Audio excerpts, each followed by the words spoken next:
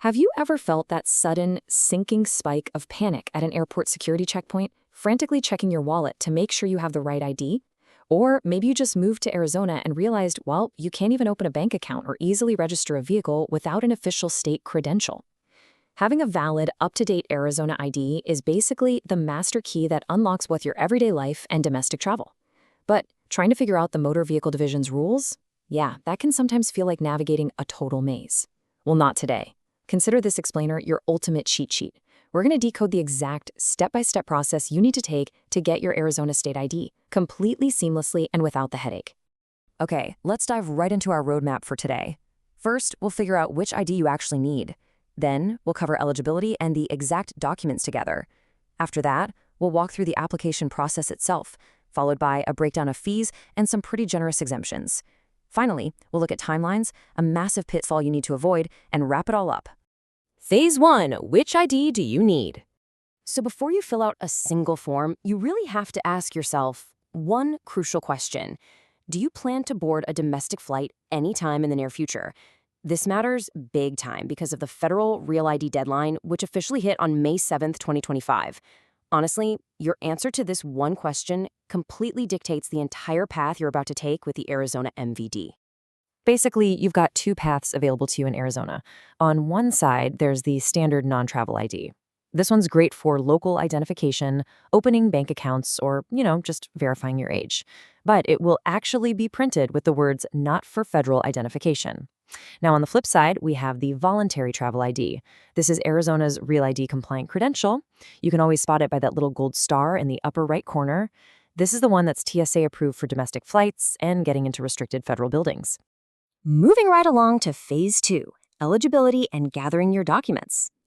First things first, do you actually qualify for an Arizona ID?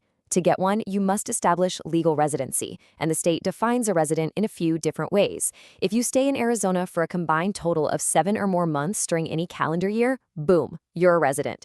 If you engage in regular, non-seasonal employment, register to vote in the state, or put your kids in an Arizona public school without paying out-of-state tuition, you also qualify. Now, if you're going for that Gold Star Travel ID, the federal government requires a very strict paper trail. You absolutely must bring one original or certified document proving your identity. We're talking a U.S. birth certificate or an unexpired U.S. passport. And a quick heads up, photocopies will literally be rejected on the spot. You're also going to need to provide your full Social Security number. Interestingly enough, you don't actually need to bring the physical Social Security card itself, just the complete number so they can verify it in their database. And finally, you need 2 printed documents proving your Arizona residency. Think utility bills, a bank statement, or an insurance policy. And both of them have to show your current physical address. Okay, we really have to talk about a major pitfall right here. If your current legal name is different from the name printed on your primary identity document, like your birth certificate, you cannot just walk into the MVD and expect it to work out. You have to bring a continuous legal paper trail linking those 2 names. That means an original or certified marriage license, a divorce decree, or a court order. And here's a massive pro tip for you. If you've recently changed your name, you must update it with the Social Security Administration at least 24 hours prior to your MVD visit. Why? Because the MVD systems check the federal database in real time, and if those names don't match up, your application is instantly rejected. All right, Phase 3, the application process. Taking action on this is actually pretty straightforward if you follow a few steps. First, go online and activate your AZ MVD Now account. So the crucial point here is this. Once you're logged in, verify your mailing address is 100% correct. State law actually requires you to update any address changes within 10 days anyway. Second, schedule an appointment online. Sure, you can walk in, but an appointment gets you out of the waiting area and safely on your way so much faster. And third, head down to the MVD or an authorized third-party location. When you finally get to the ADOT Motor Vehicle Division office, they'll verify all those documents you gathered, and then you'll sit for a high-resolution photograph. Arizona uses some incredibly advanced laser engraving imaging technology now. This means your portrait will actually be etched in black and white directly into the polycarbonate layers of the card. It's a huge step to prevent counterfeiting. They'll also capture your digital signature while you're there. Now, what's really interesting about this part of the process is what happens at the very end of your visit. You do not leave the MVD with a hard plastic ID card in your hand. Instead, you'll be handed a temporary paper credential. It's a fully valid receipt of your identity that you can use while you wait for your actual permanent card to be manufactured. Which brings us to Phase 4, fees and exemptions. So the fees you pay depend entirely on the path you chose earlier. The voluntary travel ID is a flat $25 for everyone, and it's valid for 8 years. There are 0 exemptions for this federally compliant card. However, the standard non-travel ID is just $12, and Arizona actually offers some incredibly generous fee waivers for vulnerable populations. If you're 65 or older, if you receive supplemental security income, if you're a youth in Department of Child Safety custody, or if you are a homeless veteran, that standard ID is completely free of charge. I actually want to specifically highlight this state law for homeless veterans. To get that fee waived, the MVD first verifies the applicant's veteran status. After that, the applicant simply needs to provide a statement on letterhead from the VA or a verified homeless services provider confirming they've lacked a fixed nighttime residence within the past 60 days.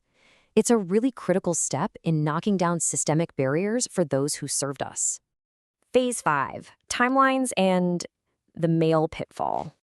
You see, Arizona uses a centralized card issuance model. This is basically a strict security measure to prevent the theft of blank card stock at local offices. So on day 1, you leave the MVD with your temporary paper ID, and then you wait.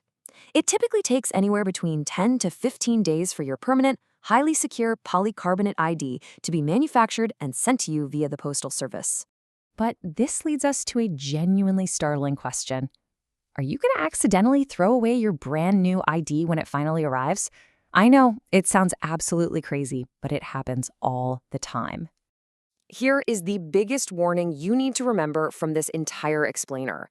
Your permanent ID will arrive in a plain white, completely unmarked envelope. There's no ADOT logo, there's no MVD stamp, and there is no clear window showing your face. Why? Well, it's to protect you from identity theft and mail thieves who look for that kind of stuff. Unfortunately, because it looks exactly like junk mail, a lot of people toss it straight into the recycling bin. So please, keep a very, very close eye on your mail during that 10 to 15-day window, and make sure you open every single plain white envelope you get. And finally, Phase 6, conclusion and disclaimer. Let's move to a quick recap and see how this all builds together. First, decide if you need the travel ID for flying or just a standard ID for local use. Second, gather all your original documents to prove exactly who you are and that you actually live in Arizona.